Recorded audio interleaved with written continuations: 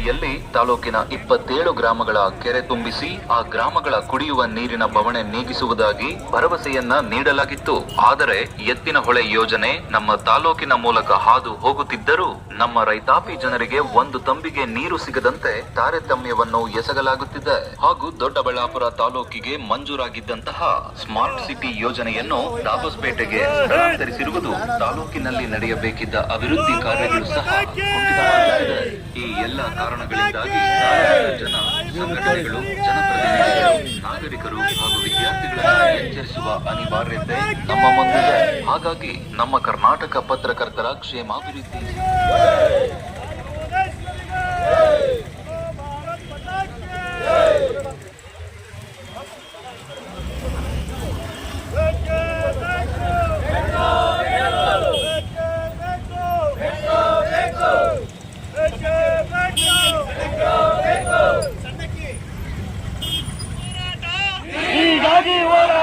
ಮೂಲಭೂತ ಸೌಕರ್ಯ ನೀಡಿದ ಸರ್ಕಾರಗಳಿಗೆ ಕನ್ನಡ ಪರ ಸಂಘಟನೆಗಳ ಹೋರಾಟಕ್ಕೆ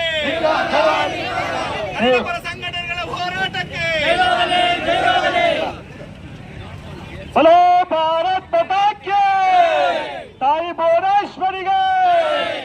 ಭುವನೇಶ್ವರಿಗೆ ಬೇಕೇ ಬೇಕು ಬೇಕೇ ಬೇಕು ಬೇಕೇ ಬೇಕು.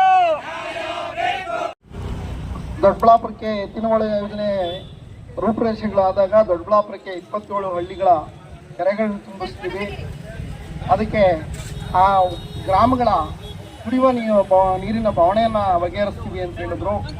ಈಗ ಎತ್ತಿನ ಹೊಳೆ ಯೋಜನೆ ನೀರು ದೊಡ್ಡಬಳ್ಳಾಪುರದ ಮೂಲಕನೇ ಬಾಗೇಪಲ್ಲಿವರೆಗೂ ಹೋಗಿ ಹರಿತಾ ಇದೆ. ಆದರೂ ದೊಡ್ಡಬಳ್ಳಾಪುರಕ್ಕೆ ಒಂದು ಹನಿ ನೀರನ್ನು ಕೊಡ್ತಾ ಇಲ್ಲ. ದೊಡ್ಡಬಳ್ಳಾಪುರಕ್ಕೆ ಮಂಜೂರಾಗಿದ್ದಂಥ ಸ್ಮಾರ್ಟ್ ಸಿಟಿಯನ್ನು ಎತ್ತಿ ದಾಬಸ್ಪೇಟೆಗೆ ಹಾಕಿದ್ದಾರೆ. ಅದರಿಂದ ನಮಗೆ ವಂಚನೆ ಆಗಿದೆ. ಜೊತೆಗೆ ESI ಆಸ್ಪತ್ರೆ ಉದ್ಘಾಟನೆ ಆಗಿ ಅದು ಸರ್ಕಾರದ ದುಡ್ಡಲ್ಲೂ ಕಟ್ಟಿದ್ದಲ್ಲ, ಕಂಪನಿಗಳ CSR ಅಮೌಂಟ್ನಿಂದ ಕಟ್ಟಿದಂಥ ESI ಹಾಸ್ಪಿಟ್ಲು ಇದುವರೆಗೂ 2 ವರ್ಷ ಆದರೂ ಉದ್ಘಾಟನೆ ಮಾಡಿಲ್ಲ. ಅದು ಕಾರ್ಮಿಕರ ಉಪಯೋಗಕ್ಕೆ ಬರ್ತಾ ಇಲ್ಲ, ಅದರಲ್ಲೂ ಅನ್ಯಾಯ ಮಾಡ್ತಾ ಇದ್ದಾರೆ. ಜೊತೆಗೆ ಪ್ರತಿದಿನ ದೊಡ್ಡಬಳ್ಳಾಪುರದಿಂದ 2 ರಿಂದ 3 ಸಾವಿರ ಜನ ಬೆಂಗಳೂರಿಗೆ ಹೋಗ್ತಾರೆ ತಮ್ಮ ದೈನಂದಿನ ಕಾರ್ಯಚಟುವಟಿಕೆಗಳಿಗೆ.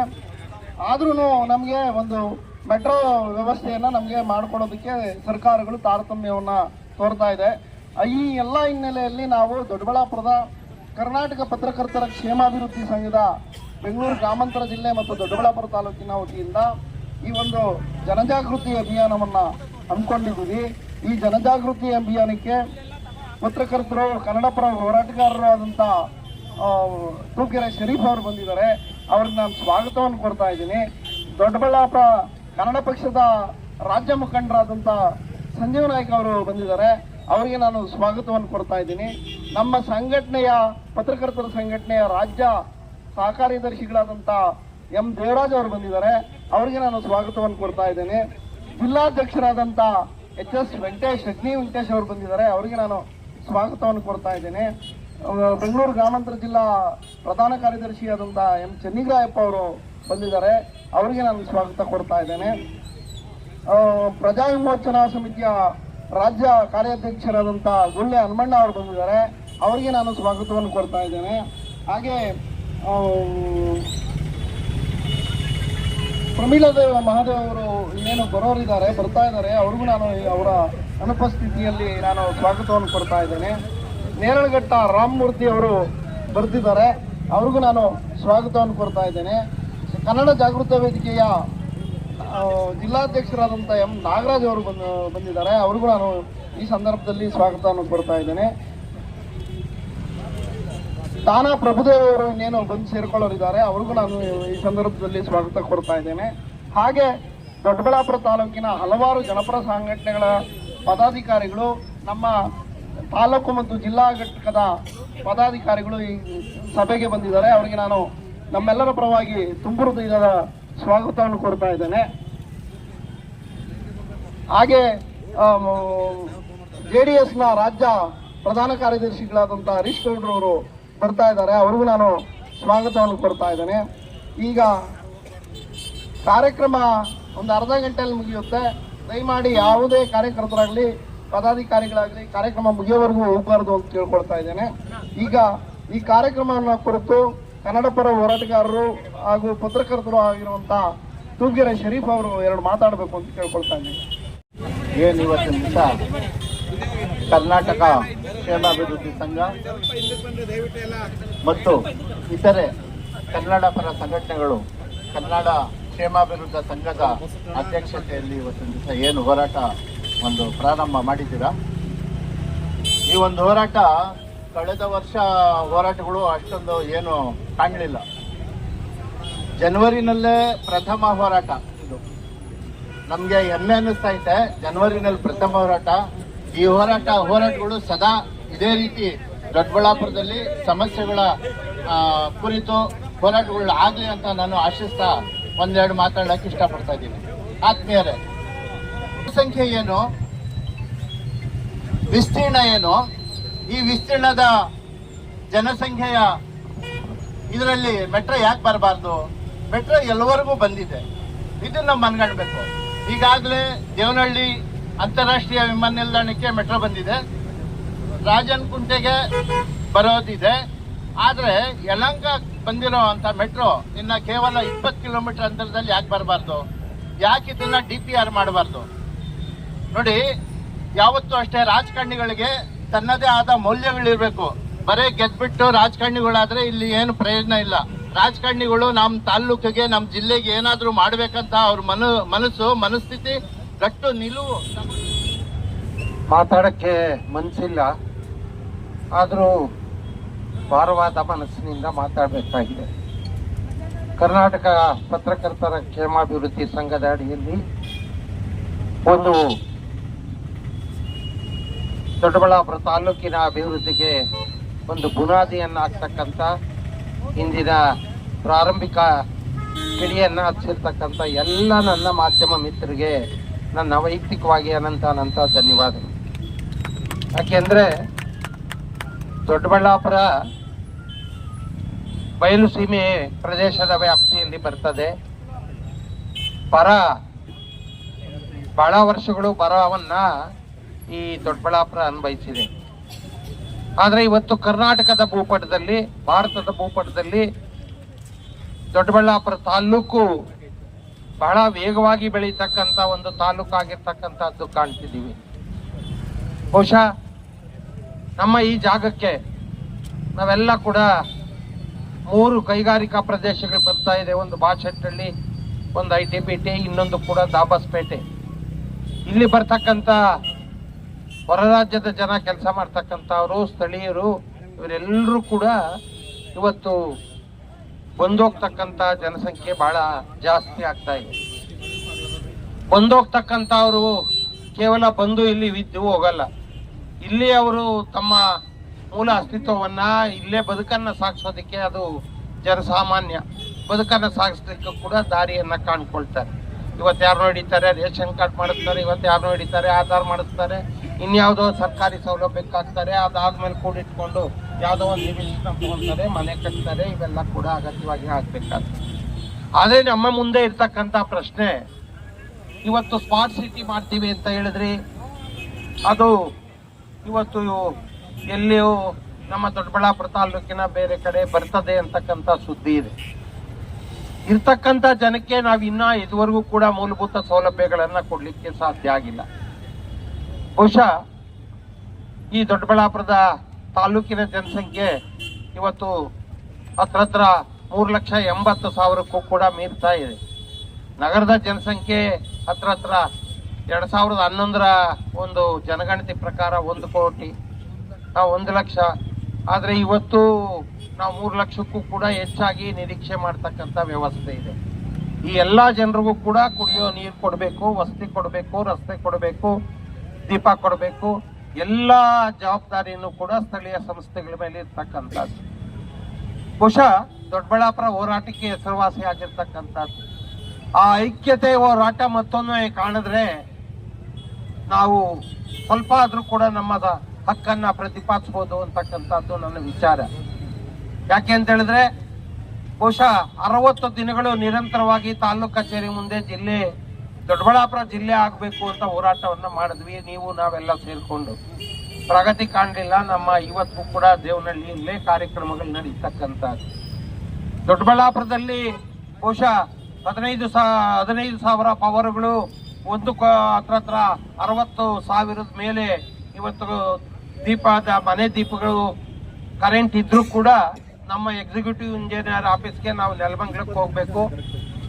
ಸೂಪರ್ಡೆಂಟ್ ಆಫೀಸ್ ಇಂಜಿನಿಯರ್ ಕಚೇರಿಗೆ ನಾವು ಕೆಂಗೇರಿಗೆ ಹೋಗಿ ಅಲ್ದಾಡಬೇಕು. ಅದೇ ರೀತಿ ದೊಡ್ಡಬಳ್ಳಾಪುರ ತಾಲೂಕಿನ ಅಂಕಿಅಂಶಗಳು ಹಿಂದೆ ಎಲ್ಲ ಕೂಡ ಹಾಕಿ ಬಿಟ್ಟಿದ್ವಿ. ಎಷ್ಟು ಅನಕ್ಷರಸ್ಥರಿದ್ದಾರೆ, ಎಷ್ಟು ಹೆಣ್ಣು ಮಕ್ಕಳಿದ್ದಾರೆ, ಎಷ್ಟು ಗಂಡು ಮಕ್ಕಳಿದ್ದಾರೆ, ಎಷ್ಟು ಕಾಲೇಜುಗಳಿದೆ, ಎಷ್ಟು ವಾಹನಗಳಿದೆ, ಇಲ್ಲಿ ಎಷ್ಟು ಕೈಗಾರಿಕೆಗಳಿದೆ, ಇವೆಲ್ಲವೂ ಕೂಡ ಅಂಕಿಅಂಶ ಹಾಕಿ ಕೊಟ್ಟಿದ್ವಿ ಸರ್ಕಾರಕ್ಕೆ. ಆದರೆ ಇವತ್ತು ಅದರಲ್ಲಿ ಯಾವುದೂ ಒಂದನ್ನು ಕೂಡ ನಾವು ತರಲಿಕ್ಕೆ ಸಾಧ್ಯ ಆಗಲಿಲ್ಲ. ಇವತ್ತು RTO ಕಚೇರಿ ದೇವನಹಳ್ಳಿಗೆ ಹೋಗಬೇಕು, ದೊಡ್ಡಬಳ್ಳಾಪುರದಲ್ಲಿ RTO ಕಚೇರಿ ಬರಬೇಕಾಗಿತ್ತು, ಅದು ಕೂಡ ಕೈ ತಪ್ಪಿದೆ. ಈ ರೀತಿ ಒಂದೊಂದೇ ಕ್ರೀಡಾಂಗಣದ ಹೋರಾಟನೂ ಕೂಡ ಆಯಿತು. ಆ ಕ್ರೀಡಾಂಗಣದ ಜಿಲ್ಲಾ ಕ್ರೀಡಾಂಗಣದ ಹೋರಾಟ ಆಗುವಂತ ಸಂದರ್ಭದಲ್ಲಿ ಅದು ಕೂಡ ನಮ್ಮ ದೊಡ್ಡಬಳ್ಳಾಪುರದ ಗಡಿ ಭಾಗದ ಅವರಿಗೆ ಧನ್ಯವಾದಗಳು. ಇದಕ್ಕೆ ತಾನೇ ನಮ್ಮ ಜೊತೆ ಸೇರ್ಕೊಂಡಂತ JDS ರಾಜ್ಯ ಪ್ರಧಾನ ಕಾರ್ಯದರ್ಶಿಗಳಾದಂತ ಹರೀಶ್ ಗೌಡ ಅವರಿಗೆ ಸ್ವಾಗತವನ್ನು ಕೊಡ್ತಾ ಈ ಕಾರ್ಯಕ್ರಮದ ಕುರಿತು ಪ್ರಪ್ರಥಮವಾಗಿ ಈ ದಿವಸ ನಮ್ಮ ಜಿಲ್ಲಾ ಮತ್ತು ದೊಡ್ಡಬಳ್ಳಾಪುರ ತಾಲೂಕು ಘಟಕದಿಂದ ಕರ್ನಾಟಕ ಪತ್ರಕರ್ತರ ಕ್ಷೇಮಾಭಿವೃದ್ಧಿ ಸಂಘದ ವತಿಯಿಂದ ಈ ದಿವಸ ನಮ್ಮ ತಾಲೂಕಿಗೆ ವಿಶೇಷವಾಗಿ ಬೆಂಗಳೂರು ಜಿಲ್ಲೆಗೆ ಅದರಲ್ಲೂ ಸಹ ಅಂತಾರಾಷ್ಟ್ರೀಯ ವಿಮಾನ ನಿಲ್ದಾಣಕ್ಕೆ ಕೂದಲಳತೆಯ ದೂರದಲ್ಲಿದ್ದೀವಿ ನಾವು. ಯಲಹಂಕ ಎಷ್ಟು ದೂರ ಇದೆ, ದೊಡ್ಡಬಳ್ಳಾಪುರ ಅದಕ್ಕಿಂತನೂ ಹತ್ರ ಇದೆ. ಯಾವ್ಯಾವ ರೀತಿ ಅನ್ಯಾಯಗಳಾಗ್ತಾ ಇದೆ, ಯಾವ್ಯಾವ ರೀತಿ ನಮ್ಮ ದೊಡ್ಡಬಳ್ಳಾಪುರ ತಾಲೂಕಿಗೆ ಅನ್ಯಾಯ ಆಗ್ತಿದೆ, ಇದರ ಮುನ್ನೆಚ್ಚರಿಕೆಯ ಕ್ರಮವಾಗಿ ಯಾವ ರೀತಿ ಹೋರಾಟವನ್ನು ನಾವು ಮುಂದಿನ ದಿನಗಳಲ್ಲಿ ಮಾರ್ಪಾಡು ಮಾಡ್ಕೊಬೇಕು ಅನ್ನುವ ಸಲುವಾಗಿ ಇವತ್ತು ಕರ್ನಾಟಕ ಪತ್ರಕರ್ತರ ಕ್ಷೇಮಾಭಿವೃದ್ಧಿ ಸಂಘದಿಂದ ಹಮ್ಮಿಕೊಂಡಿದ್ದೀರಿ. ಇದು ಬಹಳ ಒಳ್ಳೆಯ ವಿಚಾರ. ಈ ಹೋರಾಟಗಳಿಗೆ ನಾವುಗಳು ಸಹ ನೀವೇನು ಹೋರಾಟ ಮಾಡ್ತೀವಿ ನ್ಯಾಯಕ್ಕೆ ನಮ್ಮ ರಾಜಕೀಯ ಪಕ್ಷಗಳು ಸಹ ಒಂದು ಮೊದಲನೆಯ ಕಾರಣೀಭೂತರು. ಏನಾಗ್ತದೆ, ನಮ್ಮ ತಾಲೂಕಿಗೆ, ನಮ್ಮ ತಾಲೂಕಿನಲ್ಲೇ ಎತ್ತಿನಹೊಳೆ, ನಮ್ಮ ತಾಲೂಕಿನ ಸುಮಾರು 30ರಷ್ಟು ರೈತರ ಭೂಮಿಗಳಲ್ಲಿ ಎತ್ತಿನಹೊಳೆ ಯೋಜನೆ ಪೈಪ್ ಲೈನ್ಗಳು ಕಾಮಗಾರಿ ಹೋಗ್ತಾ ಇದೆ. ನೀವು ಹಾಸನ, ತುಮಕೂರು ಜಿಲ್ಲೆಯೆಲ್ಲ ನೋಡಿರ್ಬೋದು ಯಾವ್ಯಾವ ತಾಲೂಕಲ್ಲಿ ಪೈಪ್ ಲೈನ್ಗಳು ಹೋಗ್ತಾ ಇದೆ. ಆ ತಾಲೂಕಿಗೆ ಎಲ್ಲ ಕೆರೆಗಳು ತುಂಬಿಸೋ ಕಾರ್ಯಕ್ರಮವನ್ನ ಎತ್ತಿನ ಹೊಳೆ ಯೋಜನೆಯಿಂದ ಅನುಕೂಲ ಆಗಿದೆ. ಅದೇ ರೀತಿ ನಮ್ಮ ತಾಲೂಕಿನ ಜನಪ್ರತಿನಿಧಿಗಳು ಇದನ್ನ ಕೇಳಬೇಕಿತ್ತು, ಏನಕ್ಕೆ ಕೇಳಿಲ್ಲ? ಎತ್ತಿನ ಹೊಳೆ ಯೋಜನೆ 2012ರಲ್ಲಿ ಆಗಿದ್ದು. 2012ರಿಂದ ಈಗ ಆಲ್ರೆಡಿ 14-15 ವರ್ಷಗಳಿಂದ ಯೋಜನೆ ಮಾಡ್ಕೊಂಡ್ಬಂದು ಇನ್ನ ಕೊನೆ ಮುಟ್ಟಿಲ್ಲ ಎತ್ತಿನ ಹೊಳೆ ಯೋಜನೆ. ಯಾಕೆ ಕೊನೆ ಮುಟ್ಟಿಲ್ಲ ಅಂದ್ರೆ ಹಾಸನ ಇರ್ಬೋದು, ಅರಸೀಕೆರೆ ಹಾಸನ ಜಿಲ್ಲೆಯಲ್ಲಿ ಬರಡಭೂಮಿ. ಅರಸೀಕೆರೆಗೆ ಪ್ರತಿಯೊಂದು ಕೆರೆಗೂ ನೀರು ತುಂಬಿಸಿದ್ದಾರೆ ನಮ್ಮ ಶಿವಲಿಂಗೇಗೌಡರು. ಯಾಕೆ ಬೇರೆ ರಾಜಕೀಯ? ಈಗ ತುರುವೇಕೆರೆಗೆ ಬಂದ್ರೆ ನಮ್ಮ MT ಕೃಷ್ಣಪ್ಪ ಅವ್ರು ಮಾಡಿದ್ದಾರೆ. ತುಮಕೂರು ಗ್ರಾಮಾಂತರ ಬಂದ್ರೆ ನಮ್ಮ ಗೌರಿಶಂಕರ್ ಇದ್ರು, ಸುರೇಶ್ ಗೌಡ್ರು. ಅವ್ರು ಯಾವ್ದು ಪಕ್ಷನ ಒಳಗಿಕೊಂಡು ಮಾಡಿಲ್ಲ, ಪಕ್ಷಾತೀತವಾಗಿ ಎಲ್ಲರೂ ಸಹ ಸಹಕಾರ ಮಾಡ್ಕೊಂಡು ನ್ಯಾಯ ಒದಗಿಸಿದ್ದಾರೆ. ಅದೇ ರೀತಿ ಕೊರಟಗೆರೆ ಜಿಲ್ಲೆಗೆ ಬನ್ನಿ, ನಮ್ಮ ತಾಲೂಕಲ್ಲೇ ಅನ್ಯಾಯ ಆಗ್ತಿದೆ. ನಮ್ಮ ತಾಲೂಕಲ್ಲಿ ನಾನು ಕೇಳ್ಕೊಳ್ಳೋದು ಬರೀ ನೀವು 30 ಹಳ್ಳಿಗೆ ಅಂತ ಕೇಳ್ಕೊಳ್ತಾ ಇದ್ದೀರಾ. ನಮ್ಮ ತಾಲೂಕು ಈ ಕಡೆ ಮಧುರೆಕೆರೆ ಆಗಿರ್ಬೋದು, ಏನು ಈ ಬಾಶೆಟ್ಟಹಳ್ಳಿ ಭಾಗದಲ್ಲಿ ಸುಮಾರು 70-80 ಹಳ್ಳಿಗಳಲ್ಲಿ ಕೆರೆಗಳು ಕಲುಷಿತವಾಗಿವೆ. ಅದಕ್ಕೆ ಒಂದು ಪರ್ಮನೆಂಟ್ ಆಗಿ ಸಂಪೂರ್ಣವಾಗಿ ಅದಕ್ಕೆ ಒಂದು ಒಳ್ಳೆಯ ರೂಪುರೇಷೆ ಕೊಡಕ್ಕೆ ಇಂದಿನ ಸರ್ಕಾರಗಳು ವಿಫಲವಾಗಿವೆ. ಕಾರಣಗಳು ಗೊತ್ತಿಲ್ಲ, ಏನೇನೋ ವಿಚಾರಗಳನ್ನ ದಿವಸ ಮಧ್ಯಾಹ್ನ ಸಾಲ ಔಟ್ ಮಾಡ್ತಾರೆ. ಇಲ್ಲಿ 70-80 ಹಳ್ಳಿಗೆ ಕುಡಿಯೋಕ್ ನೀರಿಲ್ಲ. ಅದಕ್ಕೆ 108 ಕಾರಣಗಳು ಹೇಳ್ತಾರೆ. ನಾನು ಈ ಸಂದರ್ಭದಲ್ಲಿ ಯಾರನ್ನೂ ಸಹ ದೂರಕ್ಕೆ ಹೋಗಲ್ಲ. ನೀವು ಈ ಕಾರ್ಯಕ್ರಮವನ್ನ ಇವತ್ತು ಆರಂಭಿಸಿದಿರಿ. ಸ್ವಲ್ಪ ಜನಗಳ ಸಂಖ್ಯೆ ಕಡಿಮೆ ಇರ್ಬೋದು. ಇದನ್ನ ಅವೇರ್ನೆಸ್ನ ನಾವು ಇದನ್ನ ಜನಗಳಿಗೆ ಮನಮುಟ್ಟೋ ರೀತಿಯಲ್ಲಿ ಯಾವ ರೀತಿ ಹೋರಾಟ ಮಾಡಬೇಕು, ನೀವು ಯಾವ ಸಂದರ್ಭದಲ್ಲೂ ನಮ್ಗೆ ಹೇಳಿದ್ರು ಸಹ ನಾನು ಮತ್ತು ನಮ್ಮ ಪಕ್ಷದ ಮುಖಂಡರುಗಳು ಎಲ್ಲಾ ರೀತಿಯ ಸಹಕಾರವನ್ನ ನಿಮಗೆ ಸದಾ ನೀಡ್ತೀವಿ. ಯಾಕಂದ್ರೆ ಮೆಟ್ರೋ ನಾನು ನಿನ್ನೆ ಮೊನ್ನೆ ನೋಡ್ತಾ ಇದ್ದೆ, ಯಾವ್ದೋ ಒಂದು ರೈಲ್ವೆ ದಾಬಸ್ಪೇಟೆಯಿಂದ ಈ ಕಡೆಗೆ ಬರ್ತದೆ ಅಂತ, ಹೊಸಕೋಟೆಗೆ ಹೋಗ್ತಿದೆ. ಮೆಟ್ರೋ ಕ್ಲಿಯರ್ ಆಗಿದೆ, ತುಮಕೂರಿಗೆ ಕ್ಲಿಯರ್ ಆಗಿದೆ. ಕಾರಣಗಳು ನಿಮ್ಗೆ ಗೊತ್ತಿರ್ಬೇಕು. ಇವತ್ತಿನ ಸರ್ಕಾರಗಳು, ಯಾವ್ಯಾವ ಪಕ್ಷದ ಸರ್ಕಾರಗಳು ಇರ್ತವೆ, ಆ ಸರ್ಕಾರಗಳು ಅವರ ಶಾಸಕರನ್ನ ಸಮಾಧಾನ ಪಡಿಸಕ್ಕೆ ಈ ರೀತಿ ಸ್ವೇಚ್ಛಾಚಾರವಾಗಿ ಮಾಡ್ತಾರೆ. ಯಾವ ತಾಲೂಕಿನಿಂದ ಈಗ ಇಡೀ ದೇಶವೇ ಕಣ್ಕುಕ್ಕಿ ನೋಡುವಂತೆ ನಮ್ಮ ತಾಲೂಕಿನ 2 ಕಂಪನಿ ಬರ್ತಾ ಇದೆ. ಒಂದು ಆಪಲ್ ಫೋನ್ ಮ್ಯಾನುಫ್ಯಾಕ್ಚರಿಂಗ್ ಕಂಪನಿ, ಸುಮಾರು ಇನ್ನ 2 ಕಂಪನಿಗೆ ಆಲ್ಮೋಸ್ಟ್ ಆಲ್ ಎಲ್ಲ ಕನ್ಸ್ಟ್ರಕ್ಷನ್ ಆಕ್ಟಿವಿಟಿ ಸ್ಟಾರ್ಟ್ ಆದ 1 ಲಕ್ಷ ಜನಗಳಿಗೆ ಉದ್ಯೋಗ ಅವಕಾಶಗಳನ್ನ ಕೊಡುವ ಯೋಜನೆಗಳು ನಮ್ಮ ತಾಲೂಕಿನಲ್ಲಿ ಕೈಗಾರಿಕಾ ಅಭಿವೃದ್ಧಿ ಕೊನಗಟ್ಟ ಗ್ರಾಮ ಪಂಚಾಯಿತಿಯಲ್ಲಿ ಆಗ್ತಾ ಇದೆ. ಇದರ ಅರ್ಥ ಏನು? 1 ಲಕ್ಷ ಜನ ನಮ್ಮ ತಾಲೂಕಿಗೆ. ಈಗ ನಾವು ವೋಟಿಂಗ್ ಸಂಖ್ಯೆ ತಗೊಂಡ್ರೆ 2,16,000 ಇದೀವಿ. ಬೇರೆ ವೋಟರ್ಸ್ ಇಲ್ಲದೆ ಇದ್ದವರು ಸಹ ಸೇರಿದ್ರೆ ಒಂದು 3.5 ಲಕ್ಷ ಬರ್ತೀವಿ. ಈಗ 1 ಲಕ್ಷ ಜನ ಬಂದ್ರೆ ನಮ್ಮ ತಾಲೂಕಿನಲ್ಲಿ ಮೂಲಭೂತ ಸೌಕರ್ಯಗಳಿಲ್ಲ. ಇದು ಯಾವ ರೀತಿ ವೈಜ್ಞಾನಿಕವಾಗಿ ಆಲೋಚನೆ ಮಾಡಿದೆ ಸರ್ಕಾರದ ಸಚಿವರುಗಳಿದ್ದಾರೆ. ನಾವು ದೊಡ್ಡಬಳ್ಳಾಪುರ ತಾಲೂಕಿಗೆ ತಗೊಂಡೋಗಿ ಆಗ್ತಾ ಇದೀವಿ. ಆ ದೊಡ್ಡಬಳ್ಳಾಪುರ ತಾಲೂಕಿಗೆ ತಗೊಂಡೋದ್ರೆ ಕುಡಿಯೋ ನೀರಿನ ವ್ಯವಸ್ಥೆ ಏನು, ಮಲಮೂತ್ರ ವಿಸರ್ಜನೆಯ ವ್ಯವಸ್ಥೆ ಏನು, ಕೈಗಾರಿಕೆಗಳು ಬಂದ್ರೆ ಕೈಗಾರಿಕೆಗಳಿಗೆ ನಾವು ಯಾವ ತರ ಪರಿಸರ ಮಾಲಿನ್ಯಕ್ಕೆ ತೊಂದರೆ ಆಗಬಾರ್ದು, ಯಾವ ರೀತಿ ಯೋಜನೆಗಳನ್ನ ಕೈಗೊಳ್ಬೇಕು, ಅದಕ್ಕೆ ಯಾವುದೇ ತರಹದ ಇಲ್ಲ. ನೀವು ಇವತ್ತು ಹೋಗಿ ಕೊನಗಟ್ಟ ಗ್ರಾಮದಲ್ಲಿ ನೋಡ್ಬೋದು ಎಷ್ಟು ವಾಸನೆ ಬರ್ತವೆ ಅಂತ. ಅಲ್ಲಿ ಟಾಯ್ಲೆಟ್ಗಳು, ಲೇಬರ್ಗಳು 10,000 ರಿಂದ 15,000 ಜನ ಲೇಬರ್ಗಳು ಕೆಲಸ ಮಾಡ್ತಾರೆ. ಇವಕ್ಕೆಲ್ಲ ಮೂಲ ಕಾರಣ ಸರ್ಕಾರದ ಇದು ಏನೋ ಅವ್ರಿಗೆ ಮನ್ಸಿಲ್ಲ ಮಾಡಬೇಕು ಅಂತ. ಯೋಜನೆಗಳು ತರ್ತಾರೆ, ಅದ್ರ ಜೊತೆಗೆ ಬೇರೆನೂ ಕೊಡ್ಬೇಕಲ್ವಾ. ಅವ್ರ ಯೋಜನೆಗಳನ್ನ ತಂದ್ಕೊಡಕ್ ಅವ್ರ ಜಾಬ್ ತುಂಬಿಸ್ಕೊಳ್ತಾರೆ. ಇವ್ ಜನಗಳಿಗೆ ಬೆಳಗ್ಗೆ ಕಷ್ಟ ನೋಡ್ಬೇಕಲ್ಲ, ಅದಕ್ಕೆ ಯಾವ ರೀತಿ ನೀವು ಹೋರಾಟ ಮಾಡ್ಬೇಕು ಅಂತ ಅದಕ್ಕೆ ಪ್ಲಾನ್ ಮಾಡ್ಕೊಳ್ಳಿ. ನಾವು ಸುಮ್ಮನೆ ಮೇಲ್ನೋಟಕ್ಕೆ ಕಣ್ಣೊರ್ಸಕ್ಕೆ ಹೋರಾಟ ಮಾಡಬಾರ್ದು. ಈ ತರ ಹೋರಾಟಗಳು ಮಾಡಿದ್ರೆ ಜನಗಳು ನ್ಯಾಯ ಒದಗಿಸ್ಕಲ್ಲ, ದಂಗೆ ಎತ್ತೊಳ್ಬೇಕು. ದೊಡ್ಡಬಳ್ಳಾಪುರ ತಾಲೂಕಿನ ಪರಿಸ್ಥಿತಿ ಏನಿದೆ, ಕಳೆದ 5-6 ವರ್ಷಗಳಿಂದ ಏನಿದೆ, ಏನೋ 2013-15 ಹಳ್ಳಿಗಳು ಕೂಡ ಒಂಚೂರು ಟಾರ್ ಮಾಡೋದು ಅಷ್ಟೇ. ಇವಾಗ ಮಣ್ಣಾಕರು ಗೊತ್ತಿಲ್ಲ. 6-7 ವರ್ಷದಿಂದ, ಹೋದ ವರ್ಷ 2018ರಿಂದ 23 ಆದ್ಮೇಲೆ ಏನ್ ಪರಿಸ್ಥಿತಿ ಇದೆ ನಿಮ್ಗಳಿಗೆ ಗೊತ್ತಿದೆ. ಹಾಗಾಗಿ ಏನ್ ಈ ಮೆಟ್ರೋ ಮತ್ತೆ ಎತ್ತಿನ ಹೊಳೆ ಯೋಜನೆ ಇದು ನಮಗೆ ತಾಲೂಕಿಗೆ ಬಹು ಮುಖ್ಯವಾಗಿ ಬೇಕಾಗಿದೆ. ಇದಕ್ಕೆ ಯಾವ ರೀತಿ ಹೋರಾಟ ಮಾಡಬೇಕು ಅಂತ ನೀವು ರೂಪುರೇಷೆ ಮಾಡಿ ನಿಮ್ ಜೊತೆ ವಿಧಾನಸೌಧದಲ್ಲಾದ್ರೂ ಚಲೋ ಕೂತ್ಕೊಳ್ಳೋಣ, ಅಥವಾ ನಮ್ಮ DC ಆಫೀಸ್ ಆದ್ರೂ ಕೂತ್ಕೊಳ್ಳೋಣ. ಇಲ್ಲಾಂದ್ರೆ ದೊಡ್ಡಬಳ್ಳಾಪುರದಲ್ಲೇ ಅತಿ ಹೆಚ್ಚಿನ ಸಂಖ್ಯೆಯಲ್ಲಿ ಎಲ್ಲಾ ಹೋರಾಟ ಸಂಘಟನೆಗಳು ಸೇರ್ಕೊಂಡು ಎಲ್ಲಾ ಪಕ್ಷದ ಮುಖಂಡರುಗಳನ್ನ ಕರೆಯೋಣ. ರಾಜಕೀಯ ಸೈಡ್ಗಿಡೋಣ. ರಾಜಕೀಯ ನಾವು ಚುನಾವಣೆಗಳು ಬಂದಾಗ ರಾಜಕೀಯ ಮಾಡೋಣ. ಇಲ್ಲಿ ನಮ್ಮ ತಾಲೂಕಿನ ಜನ ಏನಕ್ಕೆ ತೊಂದರೆಗೆ ಒಳಗಾಗ್ತಿದ್ದಾರೆ ಅದನ್ನ ನಾವು ಮನವರಿಕೆ ನಮ್ಮ ತಾಲೂಕಿನ ಜನತೆಗೆ ಮಾಡ್ಕೊಡ್ಬೇಕಾಗಿದೆ. ಮುಂದಿನ ದಿನಗಳಲ್ಲಿ ಇದಕ್ಕೆ ನ್ಯಾಯ ಒದಗಿಸ್ಕೊಡುವ ಕಾರ್ಯಕ್ರಮ. ನಾವೇನಾದ್ರೂ ಎತ್ತಿನ ಹೊಳೆ ಯೋಜನೆ ಉಪಯೋಗ ಪಡ್ಕೊಳ್ಳಿಲ್ಲ ಅಂದ್ರೆ ನಮ್ಮ ತಾಲೂಕಿನ ರೈತರುಗಳು ಅನಾಥರಾಗಿ ಹೋಗ್ತಾರೆ. ಯಾಕಂದ್ರೆ ಹಿಂದೆ ಎಲ್ಲಾ ತಾಲೂಕಲ್ಲೂ ಪಡ್ಕೊಂಡಿದ್ದಾರೆ, ನಮ್ಮ ತಾಲೂಕನ್ನು ಬಿಟ್ಟು ಬರೀ ಕೋಲಾರಕ್ಕೆ ಒಂದಕ್ಕೆ ಕೊಡ್ಬೇಕು ಅಂತ ಜಿಲ್ಲೆಗೆ ಅಂತ ಅನ್ಕೊಂಡಿದ್ದಾರೆ. ಬಟ್ ಇಲ್ಲಿನೂ ಸಹ ರೈತರುಗಳು ಅವ್ರ ಜಮೀನನ್ನ ಕಳ್ಕೊಂತ ಇದ್ದಾರೆ. ಅದಕ್ಕೂ ನ್ಯಾಯ ಒದಗಿಸ್ಕೊಡಕ್ಕೆ ಮಾಡೋಣ. ವಿಶೇಷವಾಗಿ ಮೂಲಸೌಕರ್ಯ ಸಂಪರ್ಕ, ಸಾರಿಗೆ ಸಂಪರ್ಕ. ನಾವು ಇನ್ನೊಂದೇನೋ ಕೇಳ್ಪಟ್ಟೆ, ದಾಬಸ್ಪೇಟೆಯಿಂದ ಈಗ ನಮ್ಮ ದೊಡ್ಡಬಳ್ಳಾಪುರ ದೇವನಹಳ್ಳಿಗೆ ಒಂದು ರೈಲ್ವೆ ಅಪ್ರೂವಲ್ ಕೊಟ್ಟಿದ್ದಾರೆ ಅಂತ. ಅದ್ರ ಜೊತೆಗೆ ಮೆಟ್ರೋ ನಮಗೆ ವಿಶೇಷವಾಗಿ ಬೇಕು. ಸುಮಾರು 1000 ಜನ ಬೆಳಗ್ಗೆ ದೊಡ್ಡಬಳ್ಳಾಪುರದಿಂದ ಬೆಂಗಳೂರಿಗೆ ಹೋಗ್ತಾರೆ, ಸುಮಾರು ಕೆಲ್ಸಗಳಿಗೆ ಹೋಗ್ತಾರೆ, ಕಾಲೇಜ್ ವಿದ್ಯಾರ್ಥಿಗಳಿಗೆ ಹೋಗ್ತಾರೆ. ಹಾಗಾಗಿ ಇದಕ್ಕೆಲ್ಲನೂ ಒಂದು ರೂಪುರೇಷೆಯನ್ನ ನಮ್ಮ ಪತ್ರಕರ್ತರ ಸಂಘ ಏನ್ ಇವತ್ತು ಮಾಡಿದಿರಿ, ನಿಮ್ಗೆ ಇದು ಬಹಳ ಒಳ್ಳೆಯ ಕೆಲಸ. ಇದನ್ನ ಹೆಚ್ಚಿನ ರೀತಿ ಜನಗಳಿಗೆ ಅವೇರ್ನೆಸ್ ಮಾಡ್ಬೇಕಂದ್ರೆ ಇದು ಹೋರಾಟದ ಮುಂದಿನ ಹೆಜ್ಜೆಗಳು ಏನಿದೆ ನೀವೆಲ್ಲ ಕೂತು ಯಾವ್ದಾದ್ರು ಒಂದು ಪೂರ್ವಭಾವಿ ಸಭೆಯನ್ನ ಕರೆದೊಂದು 2-3 ಸಲ ಮಾಡಿ, ಶಾಸಕರನ್ನು ಕರೀರಿ, ಮಾಜಿ ಶಾಸಕರನ್ನು ಕರೀರಿ, ಎಲ್ಲಾ ಪಕ್ಷದ ಮುಖಂಡರುಗಳು, ಎಲ್ಲಾ ಸಂಘಟನೆ ಮುಖಂಡರುಗಳು, ಯಾರಾದ್ರೂ ಒಂದ್ 3-4 ಜನ ಜವಾಬ್ದಾರಿ ಇದ್ದಾಳೆ. ನಾನು ಸಹ ನಿಮ್ ಜೊತೆಗೆ ಹಗಲಿರುಳು ಇರ್ತೀನಿ ಅಂತ ಹೇಳಿ ಈ ಸಂದರ್ಭದಲ್ಲಿ ನನಗೆ ಈ ಕಾರ್ಯಕ್ರಮಕ್ಕೆ ಬರಕ್ ಸ್ವಲ್ಪ ತಡೆ ಆಯ್ತು. ಹಾಗಾಗಿ ಕ್ಷಮೆಯನ್ನ ಕೇಳ್ತಾ ಎಲ್ಲ ರೀತಿಯ ಸಹಕಾರವನ್ನ ನಿಮಗೆ ನೀಡ್ತೀನಿ ಅಂತ ಹೇಳಿ ಮತ್ತೊಮ್ಮೆ ನಾನು ಕರ್ನಾಟಕ ಪತ್ರಕರ್ತರ ಕ್ಷೇಮಾಭಿವೃದ್ಧಿ ಸಂಘಕ್ಕೆ ಇನ್ನ ಹೋರಾಟದ ಶಕ್ತಿಯನ್ನ ಕೊಡ್ಲಿ, ಎಲ್ಲ ಸಂಘಟನೆಗಳನ್ನ ಒಟ್ಟಿಗೆ ಮಾಡಿ ಜನಗಳಿಗೇನು ಅನ್ಯಾಯ ಆಗ್ತಿದೆ ಅನ್ಯಾಯಕ್ಕೆ ನ್ಯಾಯವನ್ನ ಒದಗಿಸ್ಕೊಡ್ಲಿ ಅಂತ ಹೇಳಿ ಸಂದರ್ಭದಲ್ಲಿ ನಾನು ಮಾತು ಮುಗಿಸ್ತೀನಿ. ಜೈ ಹಿಂದ್, ಜೈ ಕರ್ನಾಟಕ.